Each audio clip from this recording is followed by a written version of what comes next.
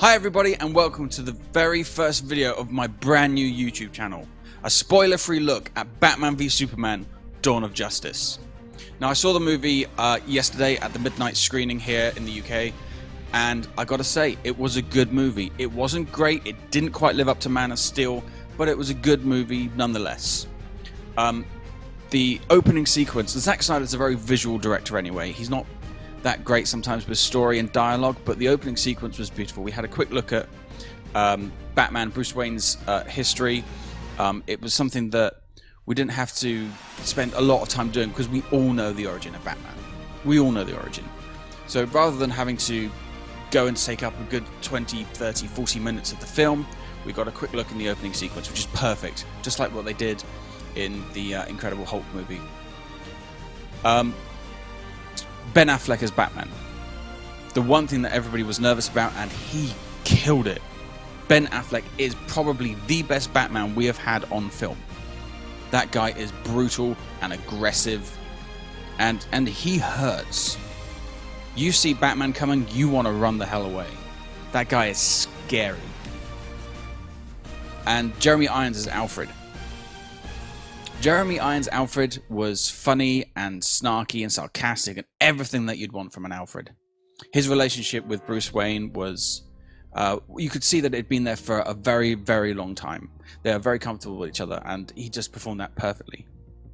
Now, Gal Gadot as Wonder Woman. Now, I had my own reservations as her being Wonder Woman because she's not a professional actress yet, and I mean, she was a model, and her ability to, I mean, she's filming Wonder Woman the movie right now, and is she going to be able to carry that film? And I think the answer is no, she won't. But they've put a really good supporting cast, including Chris Pine, which I think will help us get through it. Now, they utilized the character of Wonder Woman really, really well, but Gal's performance wasn't all bad. Some of it was actually pretty good, but a lot of it was, But it didn't ruin the movie. It didn't distract anything from the movie at all, which is the thing that I was worried about, is that she would instantly make the movie crap, and she didn't. Jesse Eisenberg as Lex Luthor. I think he was really good for what they were going for. It's not the traditional Lex Luthor that we're used to in either comic books or on screen, but this new take I think is going to be very interesting, and it almost felt like it was maybe 10% inspired by Heath Ledger's Joker performance. I mean, there were just some of the things that he did that just seemed a little bit maniacal, a little bit twitchy and a bit insane, but overall it was a good performance. I mean, Jesse Eisenberg's not a terrible actor. He might not be, you know, an A-list, but he was good. Now, the Justice League cameos.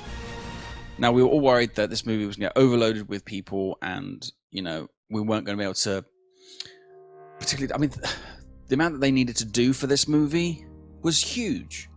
They had to introduce us to all of the Justice League characters in one movie.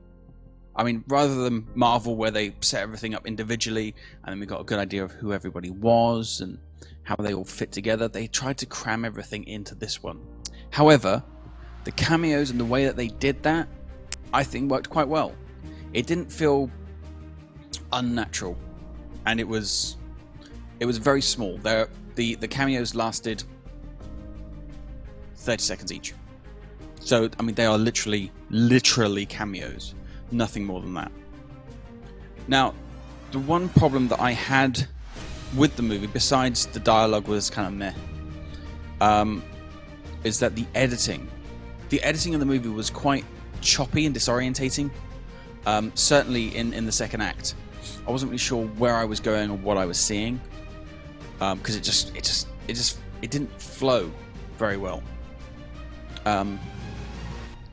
So I mean, I think that's probably what a lot of the critics are going to be saying as well, is the fact that it didn't flow as nice as it should have done.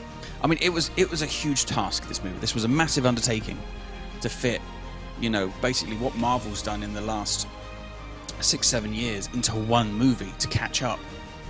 And it was a huge undertaking, and I think they did it. I think Zack Snyder managed to pull it off. It's not the best movie.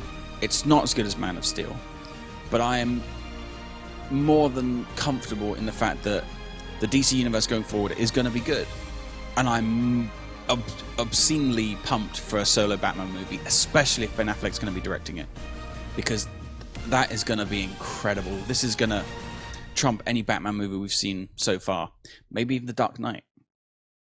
Anyway, that's just my quick look at the movie. I'm going to be putting up a full spoilers review up soon, so stay tuned. You can follow me on social media on Twitter at Mart Speaks, and hope to see you soon.